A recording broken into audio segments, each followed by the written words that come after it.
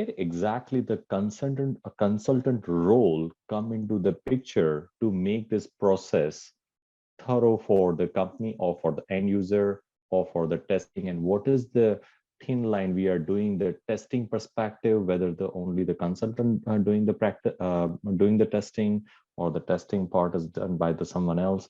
What is the thin layer we talk about here? So basically, you have asked multiple questions. I will try to answer one by one. The first thing you have asked is the best practice. So master data is given by the SAP as a best practice, but that is not copied by the end user. End user need to create their own master data. The SAP has just given it so that you can just try to use the SAP system with that. The whole process which I've explained you, SAP has given you. In our system also we have best practice. So you can use certain set of materials. All the configurations are available. Okay, and you can try to do the transaction so that the end-to-end process, you can see it, how it happens in SAP. Don't forget to subscribe our channel and click on bell icon to update yourself with latest SAP videos. So that is called the best practice, which is just used to explore the system. Okay, which is just used to explore the system. So now the system every time need to be configured from scratch, and anytime a anytime a new business is coming for which is setting up the SAP system, for the PP side, you need to understand that what kind of different manufacturing plants, what kind of different storage locations would be there, which need to be there, what kind of different order types, all the things you need to do the configurations. So when I will go down, I was supposed to talk about the master data. I was supposed to talk about the configuration. So we are jumping ahead, but just to give you a little bit on, if you are able to see my screen, you can see this, the detailed PP configurations. So these all things I have not mentioned here, the enterprise structure. Enterprise structure need to be configured. Then MRP controllers, order types. This order type would be having a very detailed configuration which will define the process. Okay, these all configuration need to be done by the consultant. And before you do the configurations, you need to also do your consultant would be telling that which process need to be used. Now there would be the different processes would be available.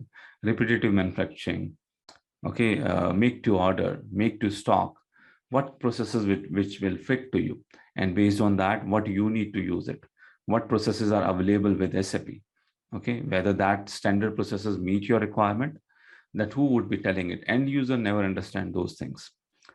Okay, you need to explain that, okay, we have a repetitive manufacturing, we have a PPPI, production planning for process industry, we have a Kanban process, we have a sales and operation planning process, we have a make to order process, we have a make to stock process, we have make to assembly process.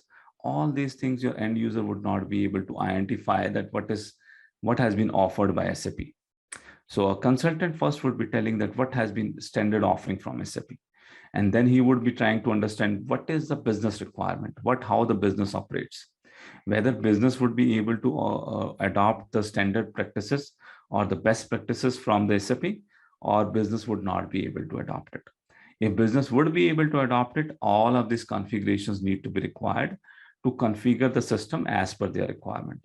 Some things which say that the SAP processes would not be enough, which would be very common.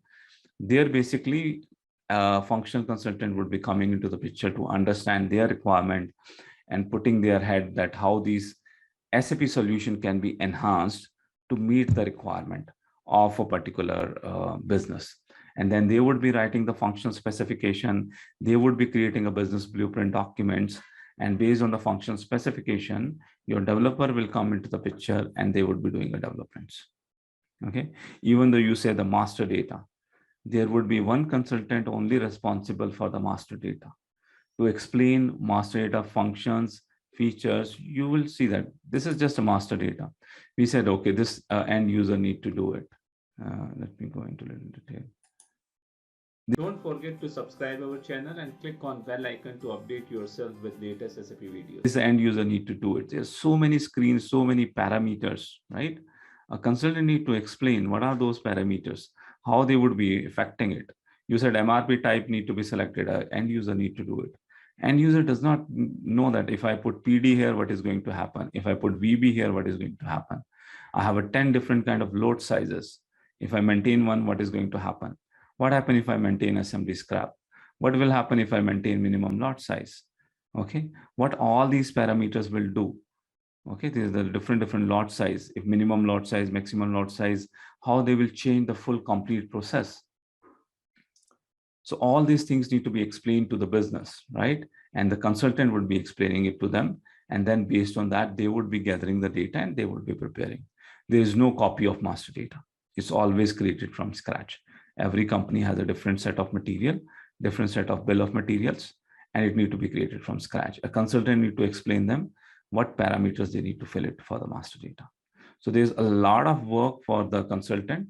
Consultant would be always supervising the implementation to do all of this stuff. We have also one more code which we are calling SAP Job and Mastery.